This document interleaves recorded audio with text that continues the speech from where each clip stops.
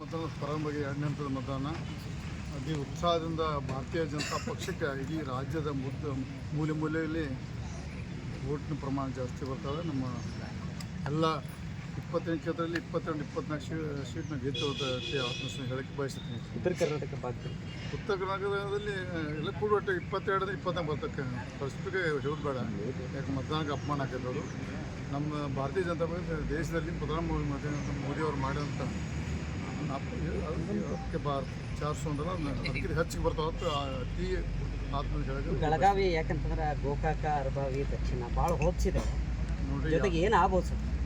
ನನ್ನ ಎಲೆಕ್ಷನ್ಗೆ ರಾಜಕೀಯ ನಡೆ ನನ್ನ ವಿರೋಧಿಗಳಿಗೆ ಪ್ರಬಲರು.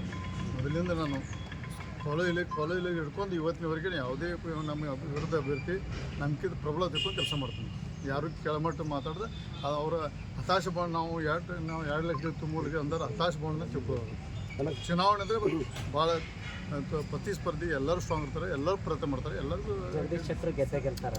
ಅಂದರೆ ನಮ್ಮ ಅಂದರೆ ನಮ್ಮ ಆತ್ಮವಿಶ್ವಾಸ ಭಾರತೀಯ ಜನತಾ ಪಾರ್ಟಿ ಇಡೀ ದೇಶದ ಉತ್ತರ ಮೂಲೆಗೆ ಭಾರತೀಯ ಜನತಾ ಪಕ್ಷಕ್ಕೆ ಎಲ್ಲ ಆಶ್ರಯ ಮಾಡೋದು ನಾವು ವಿಶ್ವಾಸ. ನೋಡಿರಿ, 500,000 ನೋಟ್ ಕೊಟ್ಟು ಗೆದ್ದರೆ ದಿನೊಬ್ಬ ಎಮ್ ಎಲ್ ಎ ಮತ್ತು MP ಹಾಕಾರ ರೊಕ್ಕ ಮೇಲೆ ಆಗ್ಬೇಕಾದ್ರೆ ಸಾಧ್ಯ ಇಲ್ಲ. ಅದೊಂದು ವಾತಾವರಣ ಮಾಡೋಕ್ಕೆ ಕ್ಯಾಂಡಿಡೇಟ್ ಭಾಳ ವೀಕ್ ಇದ್ದರೆ ರೊಕ್ಕದ ಪ್ರಮಾಣ ತರ್ತಾರೆ. ಕ್ಯಾಂಡಿಡೇಟ್ ಆತ್ಮವಿಶ್ವಾಸ ಜಾಸ್ತಿ ರೊಕ್ಕ ಹಂಚೋದಿಲ್ಲ, ಪಕ್ಷದ ಬಗ್ಗೆ ವಿಶ್ವಾಸ ಇದ್ದರೆ ರೊಕ್ಕ ಹಂಚೋಲ್ಲ, ನಮ್ಮ ಮತದಾರರ ಮೇಲೆ ವಿಶ್ವಾಸ ಇದ್ದರೆ ರೊಕ್ಕ ಹಂಚೋಲ್ಲ. ನಾವು ಭಾರತೀಯ ಜನತಾ ಪಕ್ಷ ಆ ಮಟ್ಟಕ್ಕೆ ನಾವು ಹೋಗೋದು.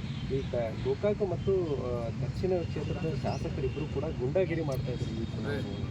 ಅದನ್ನು ಬೇಡ. ಈಗ ನಾವು ಜೂನ್ 4 ನಂತರ ಮಟ್ಟ ಯಾವುದೋ ವಿಷಯ ಮಾಡೋದು ಬೇಡ. 4 ನಂತರ ನಿಮ್ಮ ಎಲ್ಲ ವಿಷಯಕ್ಕೆ ಉತ್ತರ ಹೇಳ್ತೀನಿ. ಸರ್, ಒಂದು ವರ್ಷದಿಂದ ನೀವೇ ಒಂದು ಮಾತು ಹೇಳಿದ್ರಿ, ರಾಜಕಾರಣ ವಿಚಾರದಲ್ಲಿ ಸಿಡಿ ಫ್ಯಾಕ್ಟರಿ ಇದೆ ಅನ್ನುವಂಥದ್ದು. ಒಂದು ವರ್ಷದ ಒಳಗೆ ಅದು ಯಾರು ಈ ಸಂದೇಶ ಹೋಗಲ್ಲ. ನಾನು ಮೊದಲಿಂದ ಪದೇ ಹೇಳ್ತಿದ್ದೆ. ಅವಾಗ ಎಲ್ಲರೂ ನನ್ನ ನೆಗ್ಲೆಕ್ಟ್ ಮಾಡಿದ್ರು. ನಂದು ಆಲ್ಕುಲಕ್ಕೆ ನಕ್ಕೊಂಡು ಕೂತಿದ್ರು. ಇವತ್ತು ಒಬ್ಬರಿಗೆ ಬಂದಿದೆ, ಇವತ್ತು ನನಗಾಗಿದೆ. ಸಿದ್ದರಾಮಯ್ಯಗೂ ಬರ್ಬೋದು, ಪರಮೇಶ್ವರ್ ಬರ್ಬೋದು. ದಯವಿಟ್ಟು ಗೃಹ ಸಚಿವರು ಮತ್ತು ಮುಖ್ಯಮಂತ್ರಿಗಳಿಗೂ ಇದು ಪಕ್ಷಾತೀತವಾಗಿ ಒಂದು ಇತ್ತೀಚೆಗೆ ಆಡೋಕ್ಲೆ ಅವ್ರ ಕೈ ಮುಗಿದು ಕೇಳ್ಕೊತೀನಿ ನಾನು. ಸರ್, ಈಗ ಒಂದು ನಿನ್ನೆ ಆಡಿಯೋ ಕೂಡ ರಿಲೀಸ್ ಮಾಡಿರುವಂಥದ್ದು.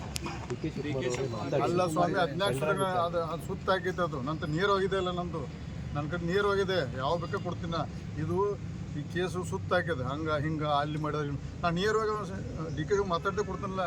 ನನ್ನ ಬಗ್ಗೆ ಷಡ್ಯಂತ್ರ ಮಾಡಿದ್ದೆ. ನನ್ನ ಕಡೆ ಇದೆ. ಯಾವಾಗ ಆದರೆ ಸುಮ್ಮನೆ ಮೀಡಿಯಮ್ ಎಲ್ಲ CBI ಕೊಟ್ಟು ಕೊಡ್ತೀವಿ. ಇಲ್ಲಿ ನೋಡಿ, SIT ಬಗ್ಗೆ ಅವಾಗ SIT ಬಗ್ಗೆ ವಿಶ್ವಾಸ ಇದೆ, ಇವಾಗ SIT ಬಗ್ಗೆ ವಿಶ್ವಾಸ ಇದೆ. ನಿನ್ನೆ ಕೂಡ ಅವರು CBI ಕೊಡ್ತೀವಿ ಅಂತ ಹೇಳಿದ್ದಾರೆ ಸರ್. ಅಂದರೆ CBI ಕೊಟ್ಟು ಸಹಿತ ಹಾಲಿ ಸುಪ್ರೀಂ ನ್ಯಾಯಾಧೀಶ ಮಾನಿಟರ್ ಮಾಡಬೇಕು.